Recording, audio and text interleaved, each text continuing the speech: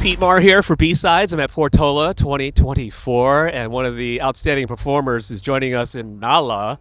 Wow. Welcome. Thanks for having me. Thanks so much for your time. How are you? I'm great. Honestly, I love Portola. It's a really fun festival, and I'm just happy to be here. I like how Carl the Fog has just made his appearance so that there's no shadows, and Right. but at the same time, it's not really warming us up. So No, we get the nice soft lighting, but it's a little chilly. yeah. Yeah. I caught a little bit of your set. It was just insane how the crowd was just immediately right into it. Oh, I know. Yeah, I was like curious if people were going to show up early. I had a DM from a fan that was like, "I've never been more excited at 10 a.m." I was like, "Oh my god, cool!" Because I'm struggling. I just DJ'd till 3 a.m. last night, so I'm like, "All right." That's your lifestyle, though. It How do you is. do it? Intermittent sleeping. Intermittent.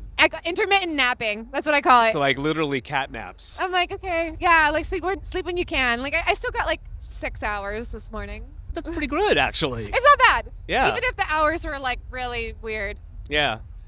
I love the fit, by the way. Thank you. It's a little different than what was on stage. Yeah, well, the jacket is Right. the addition. Right. Yeah, the idea was I wanted to create like a red room that was just like warm and welcoming. I was opening the stage, so I felt that like if I was going to be like a place where people wanted to come in, I feel like red is a very like warm, welcoming color.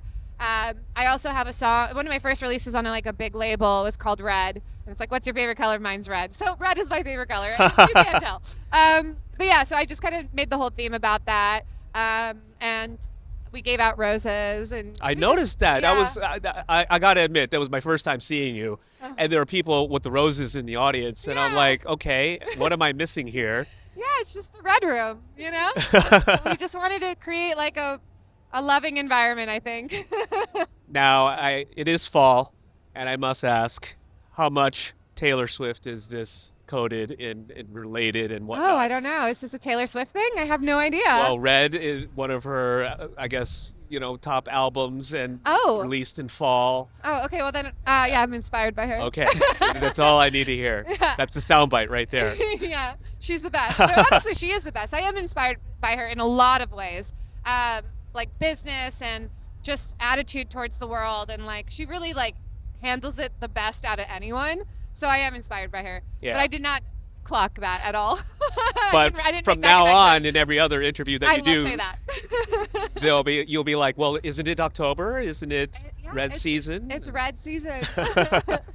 I love your ethos and aesthetics and everything that you present, because you're really wrapping multiple genres into your sound with punk and I don't know, riot grrl Yeah. in some regards, into electronic, and the attitude more than anything. Where does that come from? Well, okay, so it comes from many different things. Like growing up in Los Angeles, I think a lot of the music that I was influenced by, especially during like the MySpace era, was like Mickey Avalon and Decepticon by La Tigre, and like that kind of genre of music. So that, plus obviously like the Justice sound and like all of that kind of stuff. So I think my sound is really just like kind of like a capsule of that whole era, just like with a more modern touch to it. I would say that is like kind of the inspiration behind all of it. And then as far as like the riot grrl aspect, I just think that it's fun to yell on records. I think it's something that I do well, so I'm like, yeah, let's do it. Isn't it funny that inspired Gen Z, Gen Alpha into doing that now on TikTok? We see Addison Rae just screaming on Charlie XCX's Oh, I records love and that. whatnot. That moment in that song is so iconic. Yeah, I mean, that's the first thing I thought of. So it's Yeah. awesome that like you were already doing that type of thing early on. Yeah, I have this like saying that I love when women yell and men are like sensitive on records. You know, like I love a sensitive man on a song, and then I love when a woman's like yelling. Right. It gets me hyped, you know? But I guess that's kind of just like maybe the female experience with music in a way.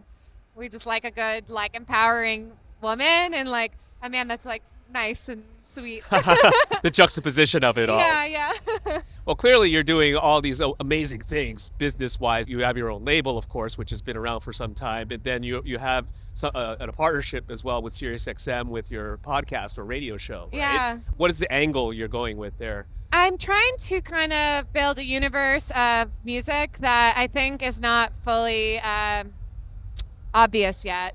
And part of that is just like really like showing off the like indie dance music and movement that's happening all across the world. So many different artists, but no one's really been like a label on top of it. They've never said, okay, we're doing a radio show that's inspired specifically by this genre. So I really wanted to like put that together. And as far as my label, I mean, again, it's just my music, but then just diving further into that space. So like signing artists that are also doing that kind of genre and just making it like really cohesive and concise. Like, this is what we're doing. This is the genre. This is the style. This is the movement. Here it is, forward facing. Do you find that there are more female DJs, producers that are gravitating to what you're doing right now? Honestly, yeah, there are quite a lot of female producers in the indie dance space. I also know that there's a ton of female producers in the bass music space. But when it comes to like house music, I do feel like the ones that are really like making their name are the ones that are doing indie dance. I don't want to call it a revival. I want to call it a transition in a way. Yeah. Because music is always evolving, and I think that the younger generation is finding that and getting inspired, as noticed by a lot of the artists that are playing here. Yeah. At Portola specifically, right? Yeah, definitely.